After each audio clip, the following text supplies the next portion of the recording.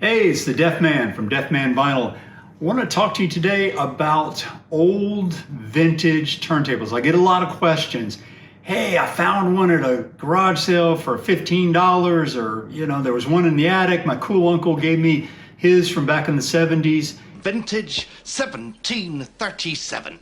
Will it work? Shall I even mess with it? And I say for the most part, yeah, I love old stuff. I love vintage gear. I picked up this old Pioneer Silverface receiver, got this old Techniques. I think I gave somebody 15 bucks for it. So what you've got to understand about a turntable, really there's not that much to it. It's a fairly simple piece of machinery. It's got a little electric servo motor in there that spins around, basically spins a giant rubber band around, which turns the platter around, or in the case of a direct drive turntable, that little motor directly turns the shaft that turns all that. So not much to it. If I go to look at a turntable at a secondhand store or something, if I can plug it in, it spins, the RPMs, the speeds change appropriately. Most important, does it return? Yeah, man, I'm gonna get that thing, because for 15, 20, 25 bucks, you almost can't go wrong. So once I get one home though, there's a couple things that you need to do. So if it's spinning, that's good. That means got a good band in there. But the first thing I'll do is kind of pop that platter off. And when I do that, the belt will come off. And that's literally a glorified rubber band. This is a wear item. It's replaceable. You can go online, the same place you get a replacement needle, you can get a replacement band. If it's still, the rubber still feels good, I'm going to assume maybe it was replaced at some point, and I'm not going to worry about it. But if it's cracked, if it feels brittle in any kind of way, I'm going to go ahead and replace it. Because even if it doesn't like snap and totally, fail, what'll happen is an older belt is kind of stretched out, and what it'll do is it'll stretch as the platter is turning, and it won't keep a constant speed. You'll kind of hear that,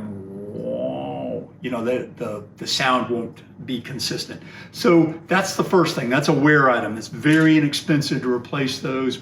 $9.99, $12.99, something like that. Very easy to replace. The second thing I'm going to do is I'm automatically going to put a new stylus in here. And stylus and needle are interchangeable. They're the same thing. So I'm going to, in this case, that audio cartridge pops right out of there. I've got the audio cartridge in my hand, and then the needle comes out of that. And so in this case, it just pops off. We've got another great video on how to find the correct replacement stylus for your turntable, because it can get kind of complicated. The thing to know about a replacement stylus is it's tied to your cartridge, not necessarily your turntable. So if you have an Audio-Technica blah blah blah number turntable, you look that up and you get the replacement stylus, not a replacement stylus for a Techniques turntable.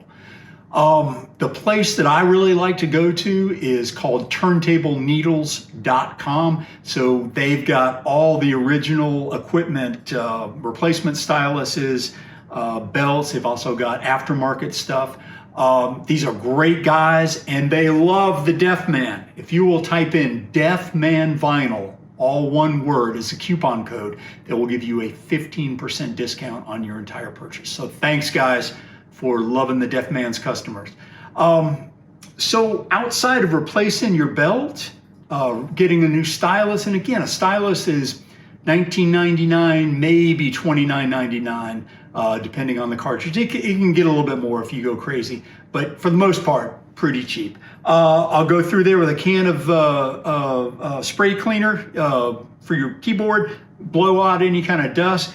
Generally, you're not going to need any kind of lubrication. The servo motor is usually sealed. Really just kind of go over it with maybe some glass cleaner and a microfiber cloth. Get everything cleaned up.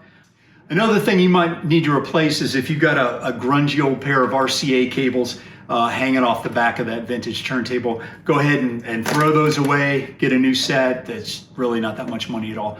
One thing you're probably not going to get with a vintage turntable is a decent dust cover. I got lucky on this one, but most of the time that dust cover is just torn up. It's stained and scuffed. Usually have to toss that away. So that's one of the things. I'm okay with not having a dust cover on my turntables. I blow it off every once in a while and make sure the dust doesn't build up. But that's another thing to keep in mind. So all in all, are used turntables, vintage turntables, are they a find? Are they a good deal? Yeah, I think so. Especially if you'll go ahead and got the wherewithal to go ahead and clean it a little bit, replace the belt and the stylus, you're gonna be in good shape. As always, it was great talking with you. Drop us a comment if you have any questions about vintage stereo gear, vinyl records, caring for your vinyl. I love to talk with you, and I hope you'll subscribe for more great videos on vinyl, turntables, and record care. Until next time, it's the Deaf Man saying, keep them spinning.